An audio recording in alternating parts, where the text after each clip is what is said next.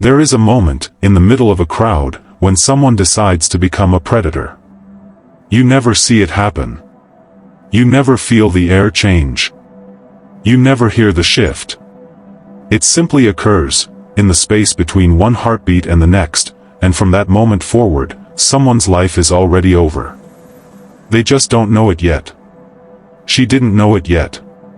She was standing somewhere beneath the carnival lights, surrounded by music and laughter and the smell of fried food and sugar, and somewhere in that same crowd, he had already made his choice. He had already looked at her. He had already decided. And she was smiling. She was probably smiling. Because that is what you do at a carnival on a warm summer night when you are young and the world feels, just for a moment, like a place that was made entirely for your enjoyment. She had no idea. She had no idea at all. And that, more than anything else in this entire story, is the thing that will stay with you long after the narration ends. Her name was Iglina Deleó. She was from Saginaw. She went to a festival. She never came home. And the man who took everything from her thought he had gotten away with it. He was wrong. If you have never heard the name Iglina Deleó before today, that is exactly why this channel exists. Subscribe to Cold Case History Report right now and hit the notification bell, because every single week we pull a case out of the darkness and drag it into the light where it belongs. Drop a candle in the comments if you believe every victim deserves to be remembered by name, not as a case number, not as a file in a dusty cabinet, but by their actual name, spoken out loud, remembered by real people who refuse to let them disappear. Because that refusal, that stubborn, ordinary refusal to forget, is sometimes the only thing standing between a killer and a lifetime of silence. Now let us talk about what happened. Let us talk about it slowly, and carefully, and with the kind of attention this case has always deserved but did not always receive. The year was 1992. The city was not a metropolis. It was the kind of place where people knew each other, where a festival drew the whole community out into the streets, where the smell of summer and carnival food and live music could make you forget, at least for one night, about everything that was hard about the world. These are the moments people live for. These are the nights that get remembered in the best possible way, as something bright and warm and collective, a shared experience that belongs to an entire community. People bring their children. People bring their parents. Teenagers come in groups, laughing too loud, showing off for each other. Young couples hold hands and eat things that are bad for them. Old men stand near the edges and watch the whole thing with the kind of affectionate nostalgia that only comes from having seen many summers pass. This is the texture of a carnival in a mid-sized American city in the early 1990s. It is familiar. It is safe feeling. It is exactly the kind of environment where your guard comes down without you even noticing it, because joy is, in its own way, a kind of anesthesia. Iglina Deleó was there that night. The specific details of who she came with and how long she stayed and exactly when she became separated from anyone who might have kept her safe are the kinds of details that haunt the people who knew her. Investigators would spend years trying to piece together her movements through that evening, who saw her, where she went, what time it was, how the night unfolded around her. What is known is this: she was young, she was alive, she was at a festival, and she had done nothing wrong. There is no version of this story in which anything she did contributed to what happened to her. She went to a carnival. That is the entirety of her crime. She wanted one ordinary joy-filled night in the summer, and she deserved to have it, and someone decided she would not. This is the part of cold cases that never gets easier to sit with. Not the forensics, not the investigation, not even the revelation of who did it, though all of those things matter enormously. The hardest part is always this: the moment before. The last ordinary moment. The last laugh, the last song heard, the last bite of something sweet, the last time the world was simply itself and nothing terrible had yet occurred. We don't know exactly what that moment looked like for Iglina. But we know it existed. And we know it ended. Somewhere in the crowd that evening, a man was watching her. He was not there for the carnival in any meaningful sense.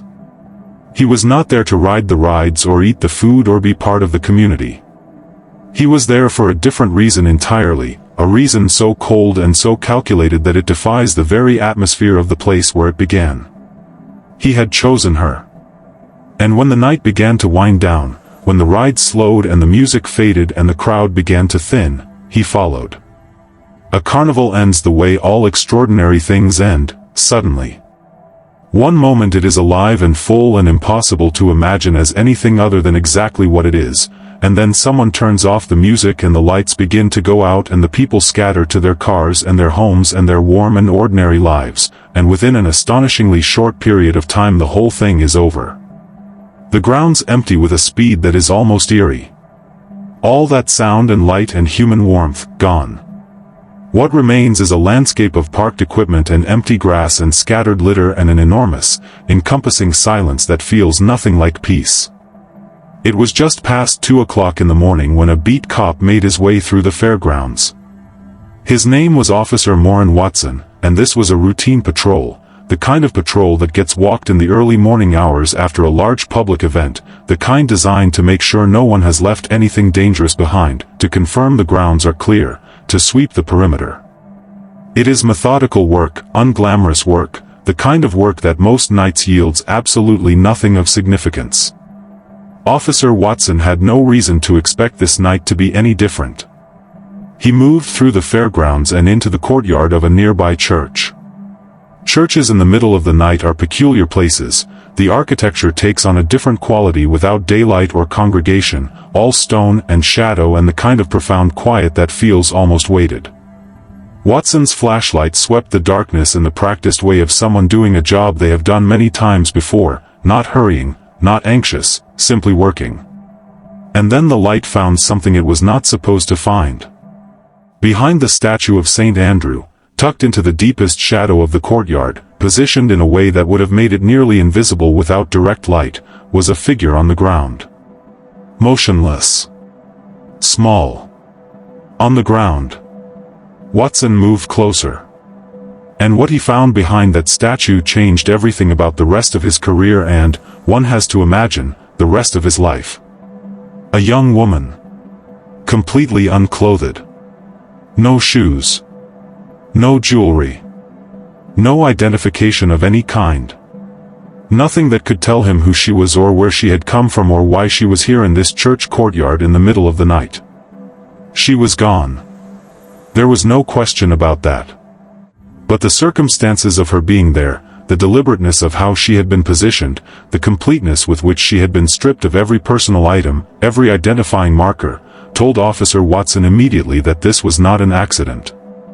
This was not a fall, not a sudden illness, not a tragedy of circumstance. This was something that someone had done to her. This was something that had been planned. He would later describe the moment with the economy of language that often accompanies overwhelming experience. He said it was shocking. He said it was sad.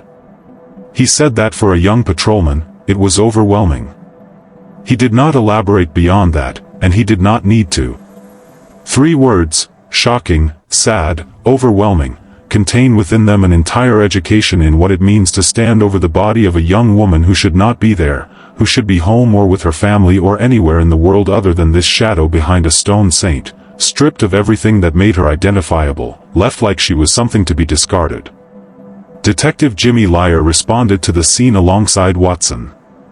Lyer was the kind of investigator who brought a particular quality of attention to violent crime, not detachment, exactly, but a discipline of focus that allowed him to look at what was in front of him clearly and clinically and completely, without the emotional flooding that might prevent a less experienced detective from seeing the evidence for what it was. He looked at the scene and he understood immediately that he was dealing with something specific. Not a crime of passion. Not an explosion of violence. Something colder than that. Something more controlled. He sent Watson back out into the surrounding streets with instructions to cover every inch of territory within a reasonable radius, every alley, every gutter, every shadow behind every building, every corner that the dark might be hiding something in. If whoever had done this had brought her here, they had also brought her belongings here, or disposed of them nearby. Clothing does not simply disappear. Jewelry does not vanish. If these things had been removed from her, they were somewhere. Watson worked methodically. He moved through streets that were empty at that hour, quiet with the particular quality of urban silence that exists only in the very early morning, not peaceful, not threatening, simply suspended, as though the city itself is holding its breath. His flashlight moved along gutters and into alcoves and behind garbage cans and across the faces of storm drains. 1 block from the church, at the corner of Nully and Milne, the light caught something. He moved closer. Something was wedged into a storm drain. Something pale and fabric-like, stuffed down into the grate as though someone had wanted it hidden but had not had the time or the composure to hide it completely. Watson leaned in.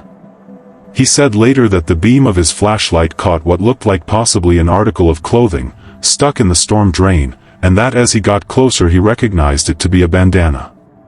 A bandana. Small piece of fabric. Common item. The kind of thing that, in different circumstances, would mean nothing at all.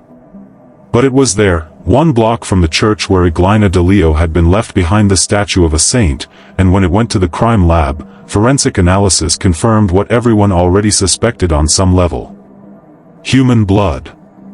The bandana had human blood on it.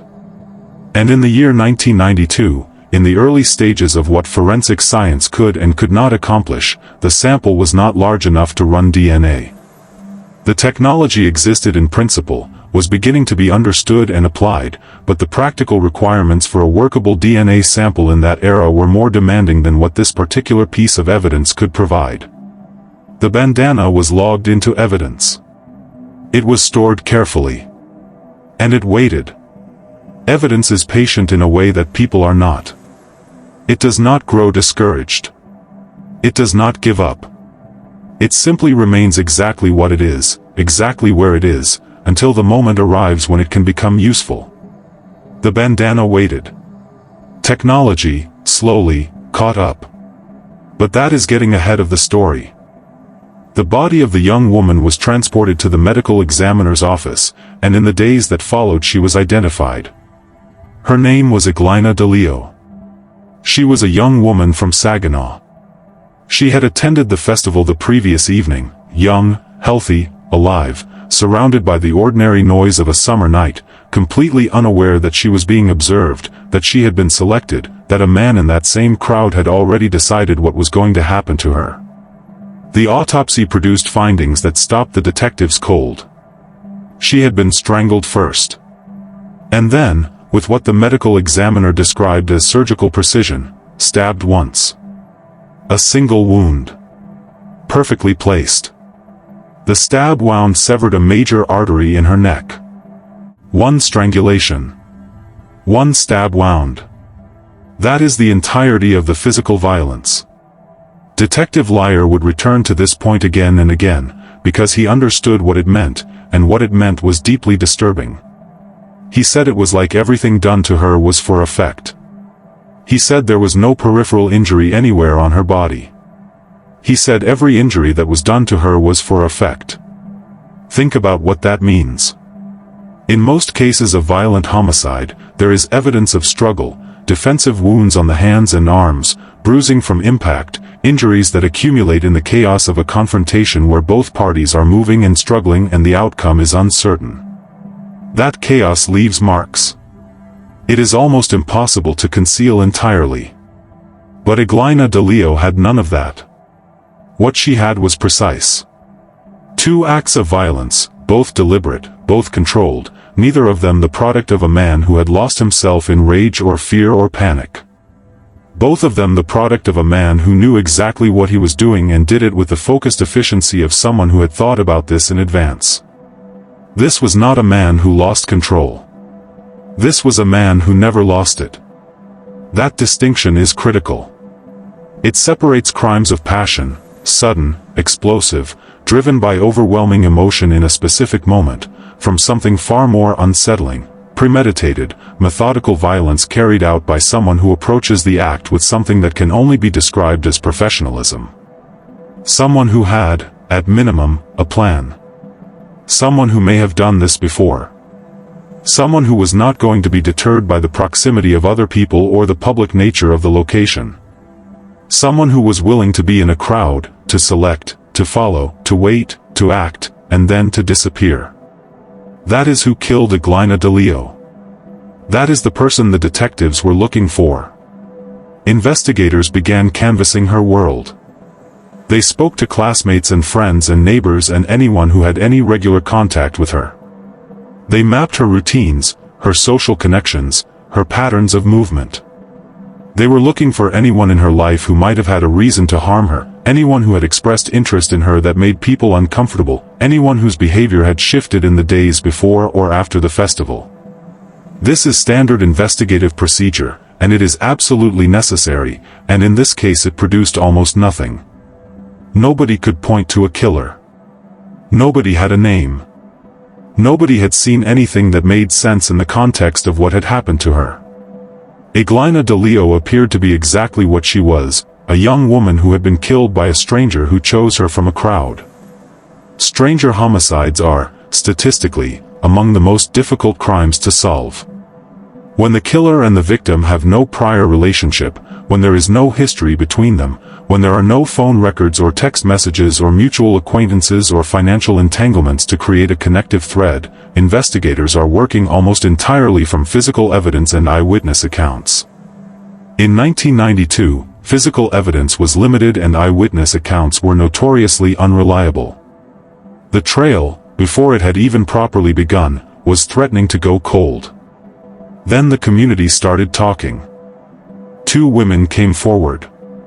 They did so quietly, without fanfare, which is itself an act of some bravery. In any community, coming forward as a witness to an act of violence involves a calculation about personal safety, about what you saw and what it might mean to say so, about whether the person you're describing is someone who might come back. These two women made that calculation and decided that what they had seen needed to be shared with the people trying to find out what had happened. They had been near the church that night. They had seen a man. And they had heard something coming from the darkened courtyard, a sound so specific, so biological, so final that they could not talk themselves out of what it meant. Detective Liar would later describe this sound in terms that are difficult to forget. He said it is commonly referred to as a death rattle, the final gasp for breath as the body goes limp.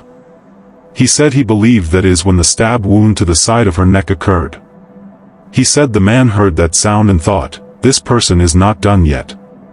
The sound the two women heard was Iglina Deleó in the last moments of her life. The sound was the reason the single stab wound existed. The killer had already strangled her. He believed she was gone.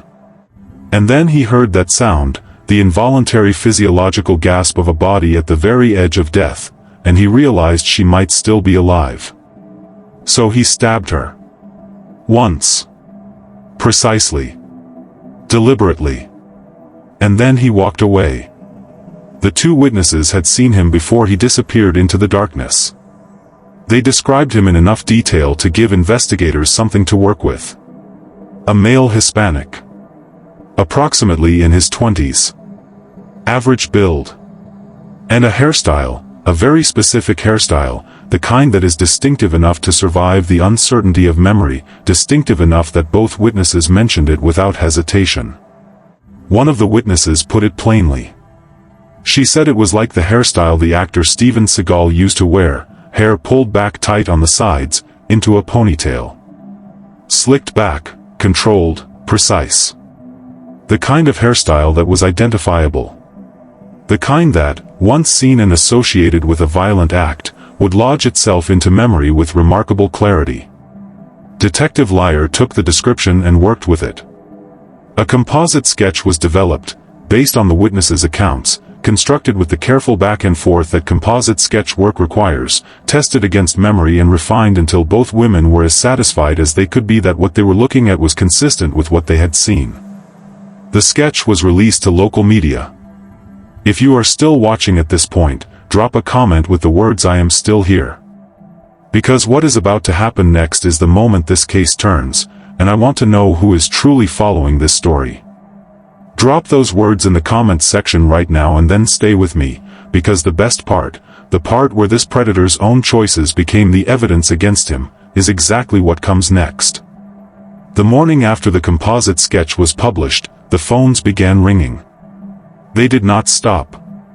Caller after caller, through the morning and into the afternoon, said the same thing. Gave the same name. Caller after caller, people who had seen the sketch and looked at it and recognized it, people who knew something or thought they knew something, people exercising the specific and powerful civic instinct that says this is a face I have seen before and you should know that, all of them said the same name. Guadalupe Sandoval. Detectives brought him in. Detective Liar looked at him and described the experience with a simplicity that speaks for itself. He said Sandoval was a dead ringer for the guy in the sketch. The resemblance was not subtle.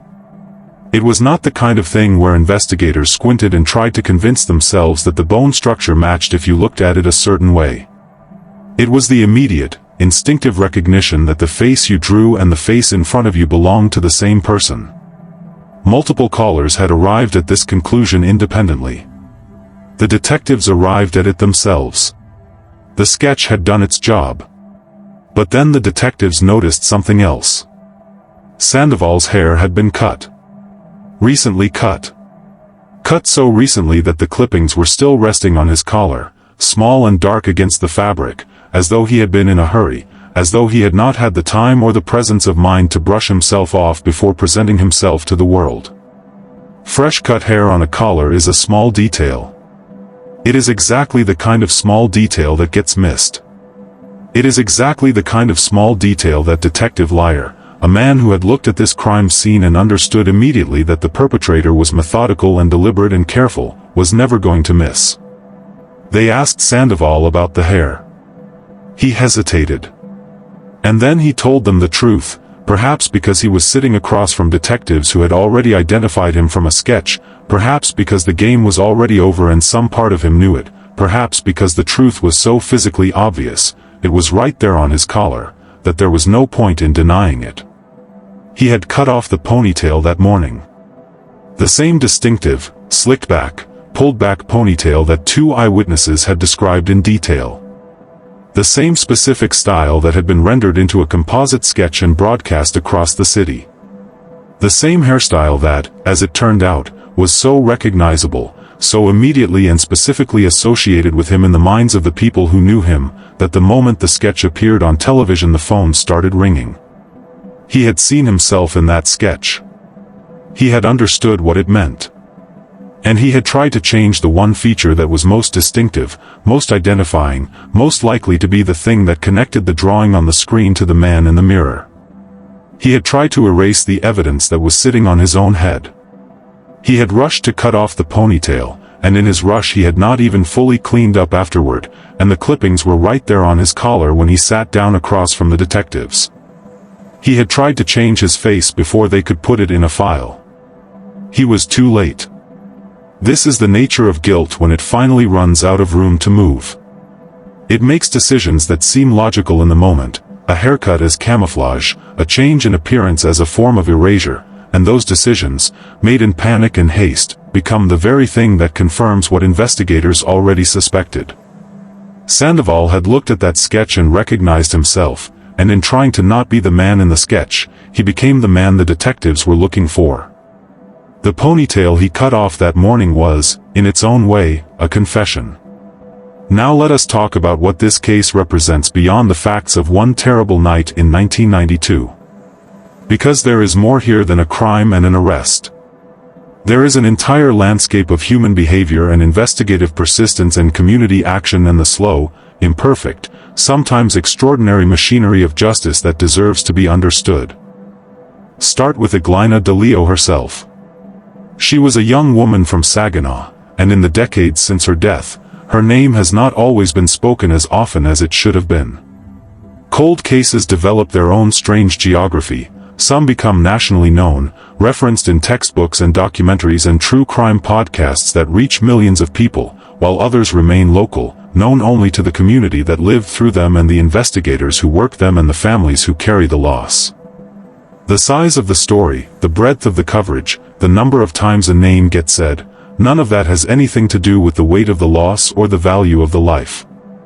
Iglina Deleó mattered. Her life mattered. The night she went to the carnival mattered. What happened to her mattered. The fact that her name may be unfamiliar to most people listening to this right now is not a reflection of how significant this case is. It is simply a reminder of how many cases there are, and how much work remains to be done. Think about the carnival itself for a moment, not as a backdrop to a crime but as what it actually was, a public celebration, a community event, the kind of gathering that a city or town creates specifically to bring people together and generate the feeling of collective joy. Carnivals and fairs and festivals are, in a meaningful way, expressions of trust. When a community holds one, it is saying, "Come here, be among us, bring your family, let your guard down, enjoy this thing we have made together." They are, at their core, expressions of social safety. The implicit promise is that the crowd itself is a form of protection. Predators understand this. The psychology of someone who chooses to hunt in a crowd is not random or unsophisticated. It is, in fact, a precise calculation, that the atmosphere of safety and celebration and lowered inhibition that characterizes a public festival makes potential victims more accessible and less cautious than they would otherwise be. A woman alone at a carnival is not behaving recklessly. She is doing exactly what the event is designed for. But to someone watching for vulnerability with predatory intent, that same woman, relaxed, happy, perhaps slightly separated from her companions, focused on the music or the lights or the ride, is a target. This understanding of how and why predators select victims in public spaces has developed considerably since 1992. Criminologists and behavioral specialists have spent decades analyzing the patterns of violent offenders who hunt in crowds, and what they have found is both unsettling and useful. These individuals typically display what is sometimes called organized offender behavior, methodical, controlled, low effect during the commission of violence, capable of presenting a normal and unremarkable exterior to the world around them. They do not draw attention to themselves in the crowd. They are not visibly agitated or aggressive. They are simply there, watching, waiting, doing the internal calculation that precedes action. Detective Lyer's observation, that everything done to Iglina Deleó was done for effect, that there was no peripheral injury, that each act of violence was deliberate, places Guadalupe Sandoval firmly in this category. The absence of struggle, the precision of the single stab wound, the deliberate stripping of her identity by removing all her clothing and personal belongings, these are not the actions of someone who acted impulsively and then panicked. These are the actions of someone who had thought about this. Who had a process. Whose approach to violence was, in the most disturbing sense of the word, practiced. The question of whether Sandoval had done this before is one that investigators would have been obligated to examine. When a perpetrator's behavior suggests experience and methodology, when the violence is precise rather than chaotic, when the crime shows evidence of a developed pattern of action rather than a first terrible improvisation, the natural and necessary investigative question is, has this happened before? Has this person left other victims behind, in other places, at other times, connected to this perpetrator by methods of violence so specific that they constitute a signature? This is not a question that this narration can answer definitively.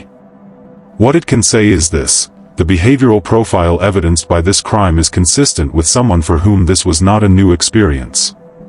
The controlled nature of the violence. The calculated stripping away of her identity. The selection in a public place. The willingness to act in proximity to other people. The ability to disappear afterward without drawing attention. None of these behaviors are typically the product of a first act. They speak to someone who has organized their inner life around this kind of violence, who has thought about it in advance, who may have rehearsed it in some fashion, and who executed it with a degree of composure that is only possible when the act itself is not unfamiliar. Whether there are other cases connected to Sandoval, other victims, other communities, other investigations that have never been resolved, is the kind of question that keeps detectives and investigators working long after the immediate case is closed. It is the question that gives cold case investigation its particular weight and urgency, because the answer to that question, if it is yes, means families somewhere are waiting for a resolution that may never come unless someone keeps asking. Now let us talk about the two witnesses. Because in a case that might otherwise have gone nowhere, no DNA at the time, no physical evidence directly connecting a suspect to the crime, no prior relationship between victim and perpetrator to establish motive, these two women were everything. They had been near the church. They had been in proximity to the courtyard where Iglina Deleó was killed. They had heard the death rattle, that terrible biological sound that they could not explain away and could not forget, and they had seen the man who made it and then walked into the dark. And then, when it mattered, when it required something of them, they came forward. Consider the courage involved in that. They were witnesses to a violent crime. The man they had seen, the man they would now be describing to police, had just killed someone. He had done it calmly and efficiently. He had not panicked when the death rattle told him his victim was still alive. He had responded by stabbing her in the neck. He was not someone who could be reasonably expected to respond with gratitude if he discovered that there were witnesses. Coming forward was not a neutral act. It was not without risk. And they did it anyway. They gave a description. They worked with investigators on the composite sketch. And that sketch, when it was published, brought in the calls that named Guadalupe Sandoval. That sequence, 2 women, 1 sketch, dozens of phone calls, 1 name, is the backbone of this entire investigation. Without those witnesses, there is no sketch. Without the sketch, there are no calls. Without the calls, there is no name. Without the name, detectives have a crime scene but no suspect, a victim but no justice, a case that sits in a file for years and years and may never be resolved. The entire forward momentum of this investigation began with 2 women who could have gone home and told themselves they had not seen enough to be useful, who could have told themselves it was not their business, who could have persuaded themselves that involvement in a murder investigation carried risks they were not obligated to accept. They did not do any of those things. They told the truth, they described what they had seen, and because of them, a killer was identified. The hairstyle. Let us linger on the hairstyle for a moment, because it deserves that attention. The comparison to Steven Seagal, the actor whose signature look in those years was precisely that slick-back, tight-sided ponytail, is the kind of descriptive detail that separates a useful witness statement from an unhelpful one. When you ask someone to describe what they saw, the quality of the information you receive depends almost entirely on the quality of the person's observational memory and their ability to translate visual information into language. Most people struggle with this. Faces are notoriously difficult to verbalize. Physical characteristics blend together in memory. But sometimes a witness lands on a comparison so specific, so culturally shared, so immediately visual, that it does the work that a dozen more labored descriptions could not accomplish. Hair pulled back tight on the sides, into a ponytail. Like Steven Seagal. In the early 1990s, that comparison carried immediate and precise visual information. Anyone who had seen those films knew exactly the hairstyle being referenced. It was identifiable. It was distinctive. It was the kind of thing that, when rendered into a composite sketch alongside a facial description, produced a drawing that people who knew Guadalupe Sandoval would look at and recognize immediately. And they did. This speaks to something important about witness memory and its relationship to cultural reference. Memory does not store images the way a camera does. It stores impressions, associations, patterns of meaning. When something we see connects to something we already know, a cultural reference, a comparison, a frame of recognition, it gets stored more reliably and retrieved more clearly. The witnesses who described Sandoval's hairstyle by reference to a specific, well-known actor were not being imprecise. They were being extraordinarily precise, in exactly the way that human memory actually works.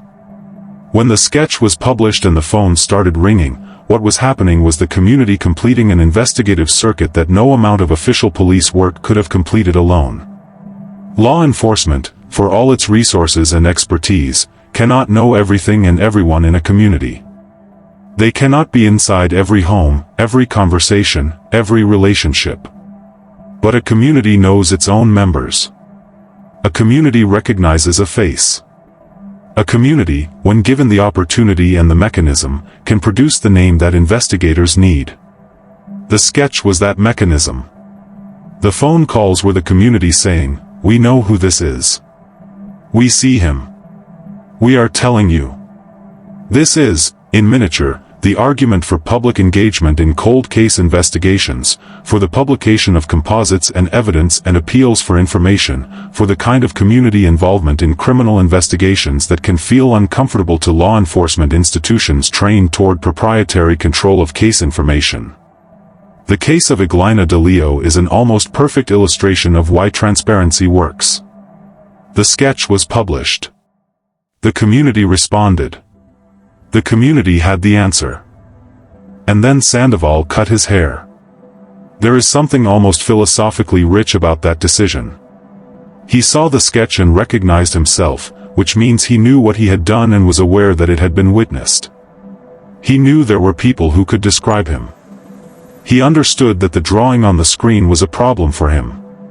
And his response was to alter the one most distinctive element of his appearance, the ponytail, the very feature that had been most specifically and accurately described by the witnesses, the feature that had generated the most recognition in the community.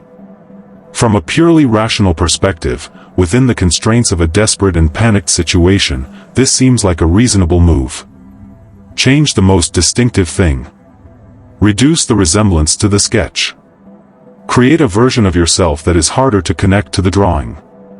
If you have never been formally identified, if no one has yet said your name to police, if you are operating on the hope that recognition has not yet translated to accusation, a rapid change in appearance might seem like it could buy time.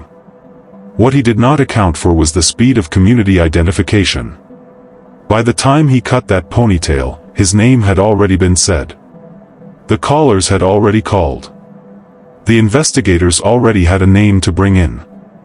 The haircut was not ahead of the investigation. It was behind it. He was trimming hair off a ponytail that had, for all practical purposes, already placed him at a desk across from Detective Liar. And then the clippings on the collar. The detail that is almost too cinematic to be real, except that it is real, and it happened. He cut his hair in such a rush that he did not clean himself up afterward. He sat down in front of a detective with the physical evidence of his own panic resting on his collar. The clippings were not the substance of the case, they were not forensic proof of anything beyond the obvious, but they were a signal so clear that they barely needed interpretation. This man had just cut off the most identifiable feature of his appearance. The morning after a sketch went public. After his name had been offered to investigators by multiple members of the community. With hair clippings still on his collar. He had tried to erase himself. The evidence of his attempt was right there on his clothes. It is worth taking a moment to understand what the investigators were looking at in those first hours with Sandoval. They had a man who matched a composite sketch closely enough that multiple members of his community had independently called the police and identified him. They had a man who had, in the immediate wake of the sketch's publication, altered his appearance in exactly the way designed to reduce the resemblance to the sketch. They had a man who was sitting in front of them with the fresh physical evidence of that alteration still visible on his person. They had two eyewitnesses who had described him well enough to generate recognition. They had a victim who had been killed with precision and method. And they had the bandana. The bandana in the storm drain, 1 block from the church, with human blood on it. In 1992, the blood on that bandana was not large enough for DNA analysis. The technology of the era could confirm it was human blood, could potentially determine blood type, but could not produce the kind of genetic profile that would definitively link a specific individual to that specific sample. That limitation was real, and it was frustrating, and it represented the boundary of what science could do at that moment. But blood evidence does not expire. DNA does not degrade beyond usefulness simply because the years pass. That bandana, logged and stored and maintained, remained what it was, a piece of physical evidence that connected whoever had handled it to the location of the crime, to the night in question, to the act of violence that had been committed in that courtyard. And the science continued to develop. DNA analysis as a forensic tool evolved with extraordinary speed through the 1990s and into the 2000s. Techniques became more sensitive, able to extract genetic profiles from smaller and older samples. Databases grew, allowing for comparisons between crime scene evidence and the genetic profiles of known offenders. What could not be done in 1992 could be done in 2002, or 2012, or beyond. The bandana waited. The case waited. The science caught up. This is the fundamental argument for maintaining cold case files with rigor and care, for storing evidence properly, for keeping case files complete and accessible, for continuing to invest resources in cases that may be years or decades old. Every piece of evidence is a promise. Not a guarantee of resolution, not a certainty of justice, but a promise that the possibility of resolution remains open. That bandana was a promise. That blood sample was a promise. The promise was made to Iglina Deleó and to her family and to the investigators who worked her case and to the community that was changed by what happened to her on a summer night in 1992. The community response in this case, the calls that flooded in after the sketch, the witnesses who came forward, the neighbors and acquaintances and whoever else reached for the phone and gave the name, is worth understanding as a form of collective memory. Communities hold their history in ways that official records cannot fully capture.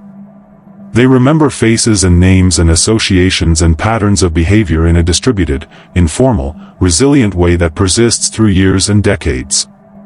A cold case investigator returning to a community to ask questions 10 or 20 years after a crime will sometimes find that people remember things with remarkable clarity, not necessarily the forensic details, but the human details, the social details, the way someone moved through the world and who they were connected to and what people suspected but never said aloud. This is why cold case work matters beyond the individual cases. Every case that gets solved sends a message to every community that has an unsolved crime sitting in it. That message is, it is not over. The passage of time is not the same as the end of the investigation. Someone is still asking. Someone still wants to know.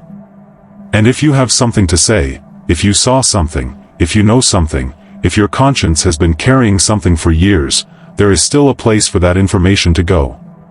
There is still someone who will listen.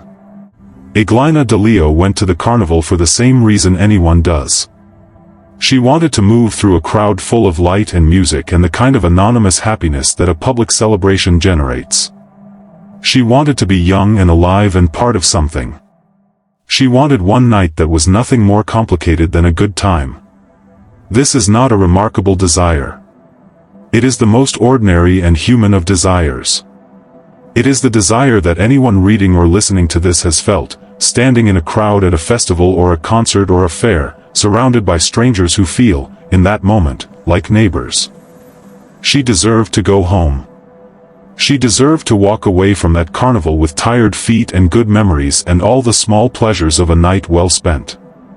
She deserved to wake up the next morning and remember the music or the rides or whatever had made her smile, and to carry that with her into the rest of her life.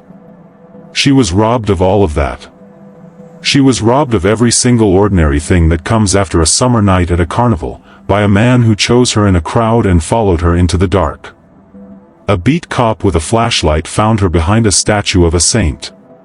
Two women who heard something terrible came forward when they could have stayed home. One bandana in a storm drain waited in an evidence room for science to catch up to what it knew. A composite sketch reached the eyes of a community that recognized a face. Dozens of people picked up the phone. And a man cut off his ponytail the next morning, in a panic, and left the evidence of his panic sitting on his collar. This is how justice moves sometimes. Not with dramatic revelation. Not with a single brilliant act of detection. But step by step, piece by piece, through the accumulation of small truths, a flashlight beam in a churchyard, two women who refused to look away, a hairstyle compared to an actor, a storm drain, a phone call, a pair of scissors, a collar covered in clippings. Iglina Deleó was not forgotten. She never will be. Not by the officers who worked her case. Not by the witnesses who came forward. Not by the investigators who carried her file through the years. Not by anyone who hears her name and understands what it means to speak it, that speaking the name of someone who was taken is its own form of resistance against the erasure that violent people attempt when they strip away clothing and jewelry and identification and try to reduce a human being to an anonymous body and a shadow. She had a name. She was a person. She went to a carnival. She mattered. The work of cold case investigation is, at its most essential level, a refusal. A refusal to accept that time is the same as resolution. A refusal to accept that because something was not solved last year or 10 years ago or 30 years ago, it cannot be solved now. A refusal to allow the passage of time to function as a form of exoneration for people who have never been held accountable.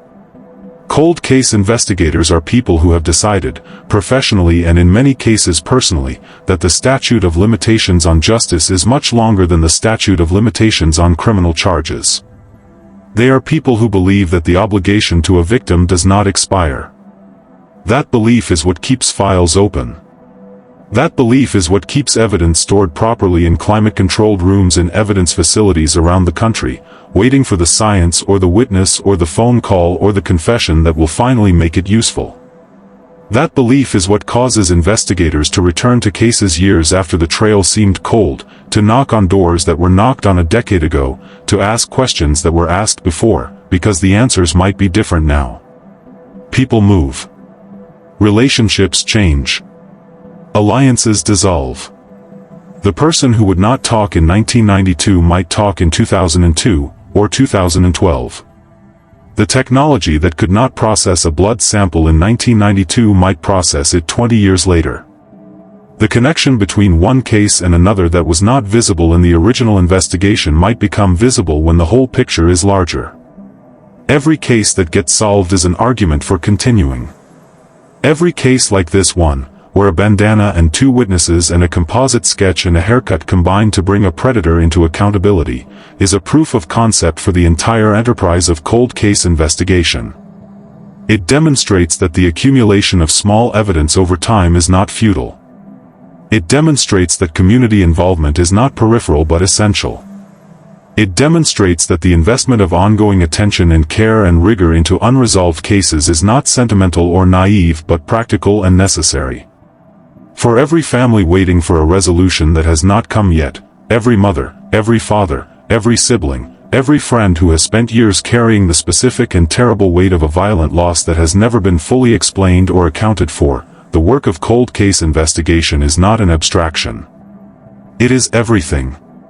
It is the only thing, some days, that makes the waiting bearable. The knowledge that someone is still asking. That somewhere, in a building they may never see, in a file cabinet or a database or an evidence room, the things that might answer their questions are being maintained and preserved and attended to by people who have not forgotten. The name Iglina Deleó deserves to be said in exactly that context.